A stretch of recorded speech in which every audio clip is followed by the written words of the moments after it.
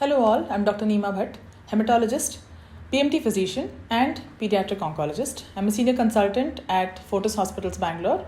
I'm also the program director of the BMT unit at Mahavir Jain Hospitals, Bangalore.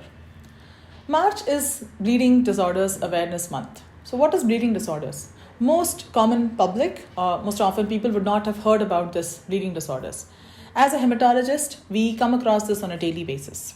So to make it easy to understand bleeding disorders, when anybody gets a cut or an injury, a clot needs to be formed. It's something like building a dam, so a river can stop flowing. So to make sure your blood doesn't flow from a cut or injury, a dam needs to be formed. So a clot is something like a dam. What is required for a person to make this clot or dam, so to say? So a dam is a wall. Just like it takes bricks and cement to build a wall or a dam, it takes platelets and clotting factors to build a clot. So you can consider platelets to be the bricks, and in between go the clotting factors, something like a cement. To make the dam or wall strong, both brick and cement are required. So to make a clot strong, both platelets and clotting factors are required. What happens when either the clotting factors or platelets are abnormal or not available? That is when you run into the high risk of bleeding. So when you get a cut or an injury, you're not able to make this clot and you are going to bleed excessively. This is called a bleeding disorder. That's in simple terms. What are the types of bleeding disorders? How common are they? And how are they treated? So there are various types of bleeding disorders. I cannot explain all of them, of course, but to give small examples, the most common bleeding disorders is called von Willebrand disease. Some other bleeding disorders are hemophilia, which you might have heard of. There are different types of hemophilia, hemophilia A, hemophilia B. There is also low platelet counts, which has different causes, which is nothing but deficiency of those platelets or the bricks, what you need to build, the wall or the dam. So most people would have heard about platelet deficiency. It happens with ITP, certain conditions called autoimmune conditions. If there are other disorders that are affecting the factory site like bone marrow, that can cause low platelet counts. But what about these other conditions like von Willebrand disorder or hemophilia? So these are actually genetic disorders that patients get because both their parents have the genetic trait of not being able to make this factor. So if both parents have the genetic mutation of this hemophilia A, then they also inherit the disease. And they're not able to produce this factor 8, which is hemophilia A, in adequate amounts. So to be able to cement the wall or make a proper clot. How is it diagnosed?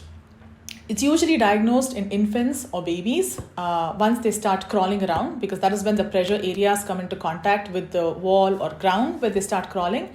And children can start having bleeding into their joints.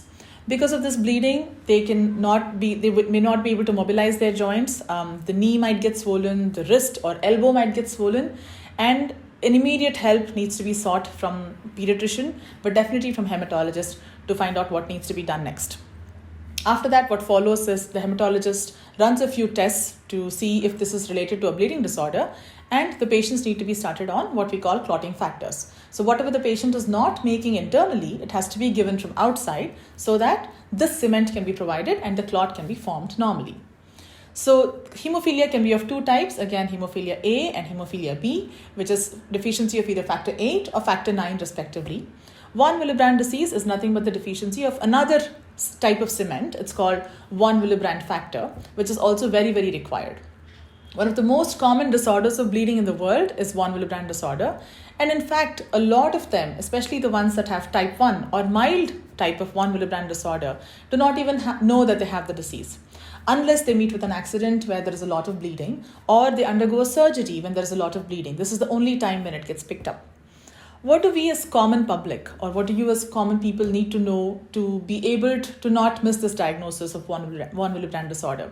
Make sure whenever you're having a surgical procedure or when you have any symptoms of excessive bleeding, if you note it when you get an injury, to make sure to be tested for coagulation factors. So make sure to be tested for what we call basic tests called PT, INR, APTT, and to consult a hematologist if any of these are abnormal.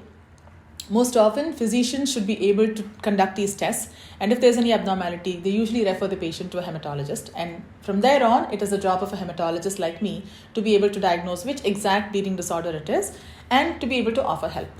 Most patients with bleeding disorders at baseline may not have any bleeding, like on an everyday basis.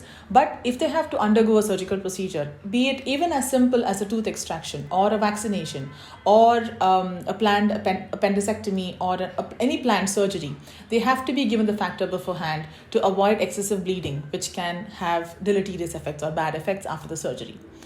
Feel free to reach out to me, Dr. Neema Bhat, Hematologist, if you have any questions pertaining to bleeding disorders, clotting factors, low platelet counts, and things that follow. Thank you.